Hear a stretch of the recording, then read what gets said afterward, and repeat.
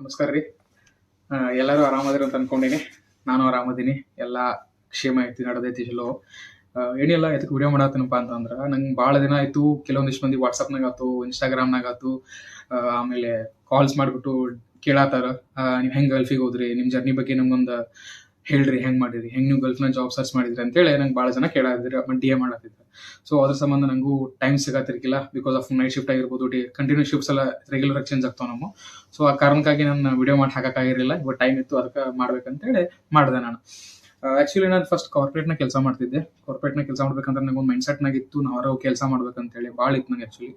So ಮಾಡ್ಬೇಕಂತ ಇತ್ತು, ಮತ್ತು ಹಂಗೆ ಫ್ಯಾಮಿಲಿ ಇಶ್ಯೂಸು ಭಾಳ ಇದ್ದು ನಮ್ಗೆ. ಆ ಟೈಮಿಗೆ ದುಡ್ಡು ಭಾಳ ಅವಶ್ಯಕತೆ ಇತ್ತು ಅಂದ ಕೂಡಲೇ ನಾನು ನಮ್ಮ ಕಸಿನಿಗೆ ಹೇಳಿದ್ದೆ. ನಮ್ಮ ಕಸಿನ್ ಆ್ಯಕ್ಚುಲಿ ದುಬೈದಾಗ ಕೆಲಸ ಮಾಡ್ತಾರೆ. ಅವ್ರಿಗೆ ಒಂದು ನಿಂಗೆ ಕಿವಿ ಮಾತಿಟ್ಟಿದ್ದೆ ನಾನು, ನಾನು ಹಿಂಗೆ ಹೊರಗೆ ಎಲ್ಲರೂ ಜಾಬ್ ಸಿಕ್ಕರೆ ನಂಗೆ ಹೇಳು, ನಾನು ಬರ್ತೇನೆ ಅಂತ ಹೇಳಿದ್ದೆ. ಅದೇ ಟೈಮಿಗೆ ಏನು ಪಾಯಿಂಟ್ ಆಫ್ ಇದಾಗ ಏನಾಯ್ತು, ನಮ್ಮ ಕಸಿನ್ ಶೂಟಿಂಗ್ ಅಂತೇಳಿ ಊರಿಗೆ ಬಂದಿದ್ರು. ಅವರು ನಂಗೆ ಹೇಳಿದ್ರು ಆ್ಯಕ್ಚುಲಿ ಹಿಂಗೆ ಒಂದು ನಮಗೆ ನಂಗೆ ಪರಿಚಯ ಇದ್ರು ಒಬ್ರು ಏಜೆಂಟ್ ಅದಾರು, ಅವ್ರ ಮುಖಾಂತರ ನಿಂಗೆ ನಾನು ಹೊರಗಿನ ಜಾಬ್ ಮಾಡಿಸ್ಕೊಡ್ತೀನಿ ನೋಡು ಅಂತಂದ್ರೆ. ಸೊ ಏಜೆಂಟ್ ಪರಿಚಯ ಮಾಡಿಸಿದ್ರು ನಂಗೆ. ಏಜೆಂಟ್ ಪರಿಚಯ ಮಾಡಿಸಿ ನನ್ನ ಪ್ರೊಸೆಸ್ನ ಮಾಡಿಸಿದೆ. ಓಕೆ, ಆಮೇಲೆ ನಾನು ಆ್ಯಕ್ಚುಲಿ ಈ ವಿಡಿಯೋ ಮುಖಾಂತರ ನನ್ನ ಕಸಿನ್ಗೆ ನಾನು ಭಾಳ ಥ್ಯಾಂಕ್ಸ್ ಹೇಳ್ತೀನಿ. ಯಾಕಪ್ಪ ಅಂತಂದ್ರೆ, ಇಲ್ಲಿ ನಾನು ಗಲ್ಫ್ನಾಗ ಜಾಬ್ ಮಾಡತ್ತೀನಿ, ಒಂದು ತುತ್ತು ಅನ್ನ ತಿನ್ನತ್ತೇನಂದ್ರೆ ಅವನ ಕಾರಣ. ಸೊ ನನ್ನ ಲೈಫ್ ಟೈಮ್ ಚಿರೋನಾಗಿರ್ತೀನಿ. ಥ್ಯಾಂಕ್ಸ್ ಅಣ್ಣ, ನಂಗೆ ಹೆಲ್ಪ್ ಮಾಡಿದ್ದಕ್ಕೆ. ತುಂಬಾ ಥ್ಯಾಂಕ್ಸ್, ತುಂಬಾ ಥ್ಯಾಂಕ್ ಯು ಸೋ ಮಚ್. ಸಿಕ್ಕಾಪಟ್ಟೆ ಖುಷಿಯಾಗಿದೆ, ನನಗೆ ಏನು ಮಾತಾಡ್ಬೇಕಂತ ಗೊತ್ತಾಗ್ತಾ ಇಲ್ಲ. ಆಮೇಲೆ ಏಜೆಂಟ್ ಸಿಕ್ಕ ಕೂಡಲೇ ನಾ ಏನು ಮಾಡಿದೆಪ್ಪ ಅಂತಂದ್ರೆ, ಪ್ರೊಸೆಸ್ ಎಲ್ಲ ಸ್ಟಾರ್ಟ್ ಆಯ್ತು ನಂದು. ಎಕ್ಸಿಕ್ಯೂಟಿವ್ ಏಜೆಂಟಿಗೆ ಕಾಲ್ ಮಾಡಿಬಿಟ್ಟು ಹಿಂಗೆ ನಂಗೆ ಹೊರಗಿಂದ ಕಂಟ್ರಿ ಒಳಗೆ ಜಾಬ್ ಬೇಕಾಗಿತ್ತು, ನಂಗೆ ಯಾವ್ದಾರು ವೇಕೆನ್ಸೀಸ್ ಅದಾವ ಅಂತ ಕೇಳಿದೆ. ಅದ ಸೇಮ್ ಟೈಮಿಗೆ ಒಂದು ವೇಕೆನ್ಸೀಸ್ ಬಂದಿತ್ತು ಅವ್ರಿಗೆ, ಯಾವುದಪ್ಪ ಗರ್ಲ್ಸ್ ಪಿಕ್ನ ಫೋರ್ಮೆನ್ ಖಾಲಿ ಇದಾವು, ಮಾಡ್ತೀನಿ ಅಂತ ಕೇಳಿದ್ರು ನಂಗೆ. ಓಕೆ, ನಾನು ಮಾಡ್ತೀನಿ ಅಂತಂದ ಕೂಡಲೇ ನೀವು ಅಪ್ಲೈ ಮಾಡಿರಿ ಅಂತೇಳಿ ಅವ್ರು ನಾನು ಹೇಳಿದೆ. ಹೇಳಿದ ಕೂಡಲೇ ಏನಾಯಿತು, ಅವ್ರು ಅಪ್ಲೈ ಮಾಡಿದೆ. ಅರೌಂಡ್ ಒಂದು ತಿಂಗಳಾದ್ಮೇಲೆ ಇಂಟರ್ವ್ಯೂ ಕಾಲ್ ಬಂದೈತೆ ಅಂತೇಳಿ ನಂಗೆ ಕಾಲ್ ಮಾಡಿ ಹೇಳಿದ್ರು. ಓಕೆಪ್ಪ, ಇಂಟರ್ವ್ಯೂ ಕಾಲ್ ಬಂದೈತಿ, ನೀವು ಅಟೆಂಡ್ ಮಾಡಿರಿ ಅಂತ ನಂಗೆ ಅವರು ಹೇಳಿದ್ರು. ಆಮೇಲೆ ನಾನು ಇಂಟರ್ವ್ಯೂ ಅಟೆಂಡ್ ಮಾಡಿದೆ. ಆ್ಯಕ್ಚುಲಿ ಎರಡು ಇಂಟರ್ವ್ಯೂ ಇದ್ದು, ನಾನು ಎರಡು ವರ್ಚುವಲೇ ಇತ್ತು. ವರ್ಚುವಲ್ ಇದ್ದಿದ್ದ ಕಾರಣ ನಾನು ಎರಡು ಅಟೆಂಡ್ ಮಾಡಿದೆ ಸರಿಯಾಗಿ. ಒಂದು ಆಲ್ಮೋಸ್ಟ್ ಆಲ್ ಬೇಸಿಕ್ ಕ್ವಶನ್ಸ್ ಎಲ್ಲ ಸೇಫ್ಟಿ ಬಗ್ಗೆ ಕೇಳಿದ್ರು, ಅದನ್ನೆಲ್ಲ ನಾನು ಹೇಳಿದೆ. ಹೇಳ್ಬಿಟ್ಟು ಆಮೇಲೆ ಒಂದಿಷ್ಟು 2-3 ಡೇಸ್ ಆದ್ಮೇಲೆ ನಮ್ಮ ಏಜೆಂಟಿಗೆ ಕಾಲ್ ಮಾಡಿ ಕೇಳಿದೆ, ಇಂಟರ್ವ್ಯೂ ರಿಸಲ್ಟ್ ಏನಾಯ್ತು ಅಂತೇಳಿ. ಅವ್ರು ಹೇಳಿದ್ರು, ನಿನ್ನ ಇಂಟರ್ವ್ಯೂ ಕ್ಲಿಯರ್ ಆಗೈತಿ, ಸೊ ನೀವು ಮುಂದಿನ ಪ್ರೊಸೀಜರ್ ರೆಡಿ ಆಗಿರಿಪ್ಪ ಅಂತೇಳಿ ನಂಗೆ ಹೇಳಿದ್ರು. ಅವ್ನು ನನಗೆ ಫುಲ್ ಖುಷಿ ಆಗ್ಬಿಡದ್ವಿ. ಅವನು ಏನಂತೆ ಅಂದ್ರ, ಉಪವಾಸ ಇದ್ದವಂಗ ದೇವ್ರ ಕರೆದು ಊಟ ಕೊಟ್ಟಂಗ ಆತ್ ನನಗೆ. ಹಿಂಗ ಫುಲ್ ಖುಷಿ ಆದ ನಾನು. ಆಮೇಲೆ ನಮ್ಮ ಏಜೆಂಟ್ ಹೇಳಿದ್ರು, ಮುಂದೆ ನೀನು ಮೆಡಿಕಲ್ ರೆಡಿ ಆಗ್ಬೇಕಪ್ಪ, ಯಾಕಪ್ಪ ಅಂದ್ರೆ ವೀಸಾ ಪ್ರೊಸೀಜರ್ ಇರ್ತೈತಿ, ಸೊ ಮೆಡಿಕಲ್ ನೀವು ಕಂಪಲ್ಸರಿ ಮಾಡ್ಲೇಬೇಕಂತಂದ್ರೆ.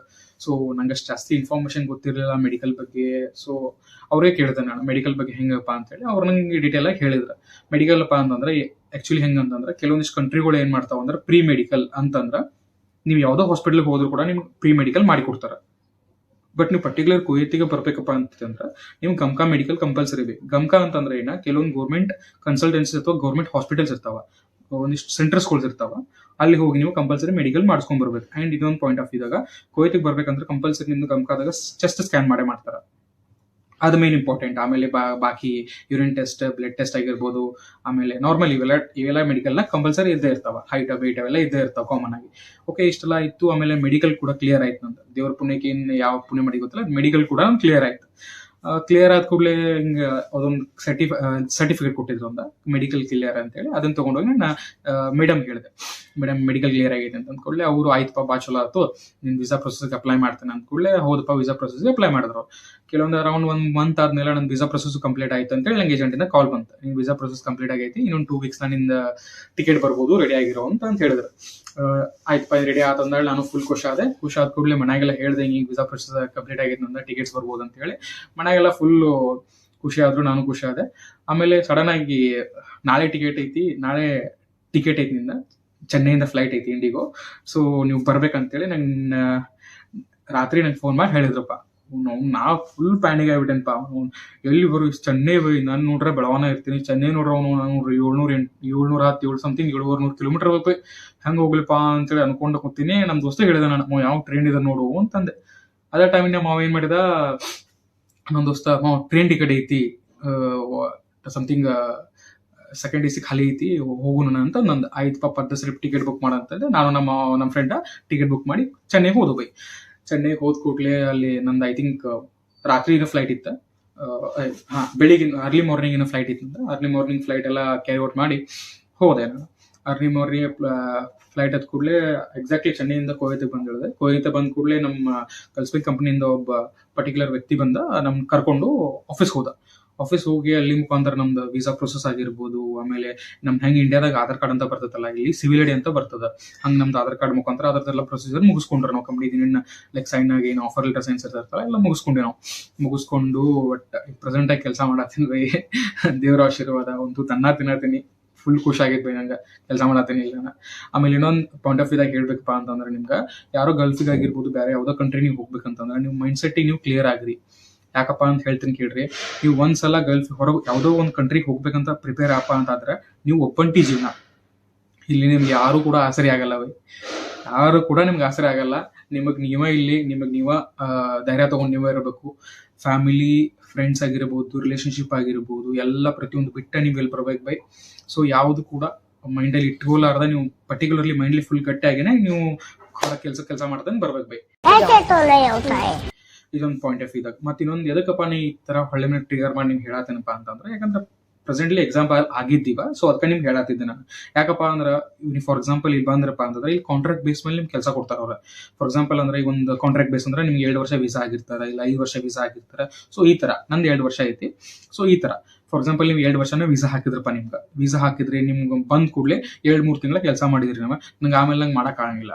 ಸೊ ಹಂಗೆ ನೀವೇನಾದ್ರು ಮಾಡ್ತೀರಿ ಅಂತಂದ್ರೆ ನೀವು 2 ವರ್ಷದ ಕಂಪಲ್ಸರಿ ಕಾಂಟ್ರಾಕ್ಟ್ ಏನಿರ್ತದಲ್ಲ ಅದ್ರ ವೀಸಾ ಅಮೌಂಟ್ ನೀವು ಪೇ ಮಾಡಿನ ಹೋಗ್ಬೇಕು. ಹಂಗ್ ರೂಲ್ಸ್ ಅದಾವ ಬೈ ವೀಸಾ ರೂಲ್ಸ್ ಇಲ್ಲಿ. ಸೊ ನೀವು ಕಂಪಲ್ಸರಿ ಪೇ ಮಾಡಿನ ಹೋಗ್ಬೇಕು. ಸೊ ಆ ತರ ಪ್ರಾಬ್ಲಮ್ಸ್ ಎಲ್ಲ ಅದಾವು. ಸೊ ನೀವು ಬರ್ಬೇಕಂತ ಬಂದ್ರೆ ಮೈಂಡ್ಲಿ ಫುಲ್ ಪ್ರಿಪೇರ್ ಆಗೇ ಬರ್ರಿ ಅಂತ ನಾನೊಂದು ವಿಚಾರ ನಿಮ್ಗೆ ಹೇಳ್ಬೇಕು ಅನ್ನೋದು ನನ್ನ ವಿಚಾರ. ಓಕೆ, ಆಮೇಲೆ ಇದೊಂದು ಫಸ್ಟಿಗೆ ನಾನು ರಿಕ್ವೆಸ್ಟ್ ಮಾಡ್ತೀನಿ, ಇದು ಯಾವುದು ಕೂಡ ಪೇಯ್ಡ್ ಪ್ರಮೋಷನ್ ಅಲ್ಲ. ಆಮೇಲೆ ನನ್ಗೆ ಯಾರು ಕೂಡ ದುಡ್ಡು ಕೊಟ್ಟಿಲ್ಲ, ಹೇಳಪ್ಪ ನನ್ನ ಕನ್ಸಲ್ಟೆನ್ಸಸ್ ಬಗ್ಗೆ ನಾವು ಹೆಸರು ಬಗ್ಗೆ ಹೇಳ್ರಿ ಅಂತ ನನಗೆ ಯಾರು ಕೂಡ ಹೇಳಿಲ್ಲ. ಇದನ್ನ ಸ್ವಇಚ್ಛೆಯಿಂದ ನಿಮ್ಗೆ ಹೇಳತ್ತೀನಿ, ಹಿಂಗೆ ನೋಡ್ರಿ, ಆಮೇಲೆ ನಿಮ್ಗೆ ಇದು ಮಾಡ್ಕೊರಿ. ನನಗೆ ಆ್ಯಕ್ಚುಲಿ ಭಾಳ ಜೆನ್ಯೂನ್ ಕನ್ಸಲ್ಟೆನ್ಸೀಸ್ ಅಂತಂದ್ರೆ ನಂಗೆ 3 ಅದಾವು. ಆಮೇಲೆ ನಾನು ಅದು ಜಾಸ್ತಿ ಪ್ರಿಫರ್ ಮಾಡ್ತೀನಿ, ಯಾಕಂದ್ರೆ ನಂಗೆ ಜೆನ್ಯೂನ್ ಅನ್ಸದವು.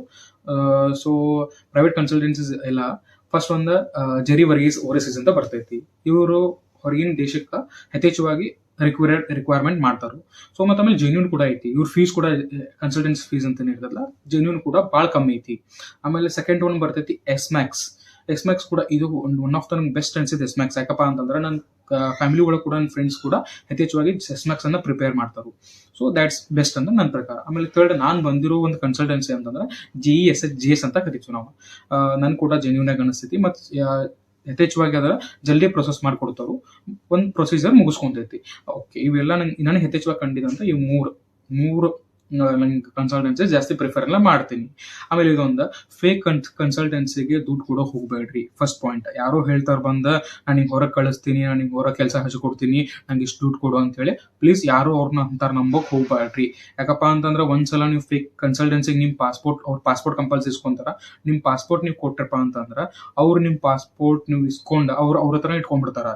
ಸೊ ನಿಮ್ ನೆಕ್ಸ್ಟ್ ಯಾವುದೋ ಕೂಡ ಅಪ್ಲೈ ಮಾಡಕ್ಕೆ ನಿಮ್ಗೆ ಹೆಲ್ಪ್ಫುಲ್ ಆಗಲ್ಲ, ನಿಮ್ಗೆ ವೇಸ್ಟ್ ಅದ. ಸೊ ಇದೊಂದು ಯಾವುದೋ ಫೇಕ್ ಕನ್ಸಲ್ಟೆನ್ಸಿಗೆ ಹೋಗಿ ನೀವು ನಿಮ್ಮ ಲೈಫನ್ನ ಸ್ಪಾಯ್ಲ್ ಮಾಡ್ಕೋಬೇಡ್ರಿ. ಜೆನ್ಯೂನ್ ಕನ್ಸಲ್ಟೆನ್ಸಿಗೆ ಹೋಗಿ ನಿಮ್ಗೆ ರಿಸಲ್ಟ್ ಅನ್ನು ನೋಡಿ ನೀವು ರಿಸಲ್ಟ್ ನೋಡ್ಬೋದು ಅಂತ ನಾನೊಂದು ವಿಚಾರ ಹೇಳ್ಬೇಕಂತ ಇದ್ಬೈ. ಆಮೇಲೆ ಇಷ್ಟು ಒಂದು ನನ್ನ ಪ್ರೊಸೀಜರ್, ಇಷ್ಟು ಒಂದು ನನ್ನ ಜರ್ನಿ ಬೈ. ನಾ ಕೊಯ್ತಿಗೆ ಬರಕ್ಕೆ ಇಷ್ಟೊಂದು ಜರ್ನಿ ನಾನು ಫೇಸ್ ಮಾಡಿದ್ದೀನಿ. ಇಷ್ಟು ನಂಗೆ ಒಂದು ಜರ್ನಿ ನಂಗೆ ಇಷ್ಟು ಬೇಕಾಯ್ತು ನಾ ಬರಾಕಂತ ನಾ ಹೇಳ್ತೇನೆ. ಯಥೇಚ್ಛವಾಗಿ ನಂಗೆ ಒಂದಿಷ್ಟು ನನ್ನ ಸ್ಕೂಲ್ ಫ್ರೆಂಡ್ಸ್ ಆಗಿರ್ಬೋದು, ಆಮೇಲೆ ಹೊರಗಿನ ಫ್ರೆಂಡ್ಸ್ ಆಗಿರ್ಬೋದು, ಅವ್ರು ಮೆಸೇಜ್ ಮಾಡಿ ಕೇಳತ್ತಿದ್ರು ನಂಗೆ, ನಮ್ದು ಇಂಜಿನಿಯರಿಂಗ್ ಆಗೈತಿ, ಇಂಜಿನಿಯರಿಂಗ್ ಏನಾದ್ರು ಸ್ಕೋಪ್ಸ್ ಇದಾವೇನೋ ಅಂತ ನಂಗೆ ಕೇಳಿದ್ರು ಅವ್ರು. ಆ್ಯಕ್ಚುಲಿ ನಂಗೆ ಅಷ್ಟು ನಾಲೆಜ್ ಇಲ್ಲ, ಬಟ್ ಒಂದಿಷ್ಟು ಇಲ್ಲಿ ಕೆಲಸ ಮಾಡೋರು ಅವ್ರು ಹೇಳಿದ್ರು ನಂಗೆ ಒಂದಿಷ್ಟು ಸೇಫ್ಟಿ ಕೋರ್ಸಸ್ ಅದಾವ ಅಂತ. ಸೇಫ್ಟಿ ಕೋರ್ಸಸ್ಗಳು ನೀವು ಮಾಡ್ಕೊಂಡು ಬಂದ್ರೆ ಯಥೇಚ್ಛವಾಗಿ ಇಲ್ಲಿ ಜಾಬ್ ಸಿಗುವಂಥ ಗ್ಯಾರಂಟಿ ಅದಾವು. ಅದ್ರೊಳಗೆ ಯಾವಪ್ಪ ಅಂದ್ರೆ ನನಗೆ ಗೊತ್ತಿರುವಂಥದ್ದು ಒಂದು ಕೋರ್ಸ್ ಅಂದ್ರೆ ನಿಂಬೋಸ್ ಅಂತ ಕೋರ್ಸ್ ಬರ್ತದ. ಅದ್ರೊಳಗೂ ಸ್ಪೆಸಿಫಿಕೇಶನ್ಸ್ ಇರ್ತಾವೆ. ಅದ್ರೊಳಗೆ ನೀವು ಸ್ಪೆಸಿಫಿಕೇಶನ್ಸ್ ಒಳಗೆ ನೀವು ಸೇಫ್ಟಿ ಕೋರ್ಸಸ್ ಮಾಡ್ಕೊಂಡ್ ಬಂದ್ರೆ ಇಲ್ಲಿ ಜಾಬ್ ಸಿಗೋ ಗ್ಯಾರಂಟಿ ಯಥೇಚ್ಛವಾಗಿ ಸಿಕ್ತಾವ್. ಟೆಕ್ನಿಕಲ್ ಫೀಲ್ಡ್ ಅಂದ್ರೆ ಜಾಸ್ತಿ ಇಲ್ಲಿ ವ್ಯಾಲ್ಯೂ ಐತಿ. ಸೊ ನೀವು ಅದನ್ನ ವೆಬ್ಸೈಟ್ ಮುಖಾಂತರ ನೀವು ಚೆಕ್ ಮಾಡ್ಕೋಬಹುದು. ಆಮೇಲೆ ಜಾಬ್ಸ್ ಫೈಂಡ್ ಔಟ್ ಮಾಡ್ಬೇಕಂದ್ರೆ ನೀವು ಇಂಡೀಡ್ ಒಳಗೆ ಚೆಕ್ ಮಾಡ್ಬೋದು. ಆಮೇಲೆ ಕೆಲವೊಂದು ಕಂಪ್ನಿ ವೆಬ್ಸೈಟ್ಸ್ ಇರ್ತಾವೆ, ವೆಬ್ಸೈಟ್ ಮುಖಾಂತರ ಹೋಗಿ ನೀವು ಅಪ್ಲೈ ಮಾಡ್ಕೊಂಡು ಕೂಡ ಇರ್ಬೋದು. ಸೊ ಇಷ್ಟೊಂದು ಇನ್ಫಾರ್ಮೇಶನ್ ನಿಮ್ಗೆ ಕೊಡಬೇಕಾಗಿತ್ತು, ಕೊಟ್ಟಿದ್ದೀನಿ. ಏನಾದರೂ ತಪ್ಪು ಮಾತಾಡಿದ್ರೆ ಕ್ಷಮಿಸ್ರಿ ಬೈ. ಆಮೇಲೆ ಈ ವಿಡಿಯೋ ನಿಮ್ಗೆ ಹೆಲ್ಪ್ಫುಲ್ ಏನಾದರೂ ಅನಿಸ್ತಾ ಅಂದ್ರೆ ಲೈಕ್ ಮಾಡ್ರಿ, ಶೇರ್ ಮಾಡ್ರಿ, ಮತ್ತು ಕಮೆಂಟ್ ಮಾಡ್ರಿ ಬೈ. ಧನ್ಯವಾದಗಳು ಬೈ. ನಮಸ್ಕಾರ. ಜೈ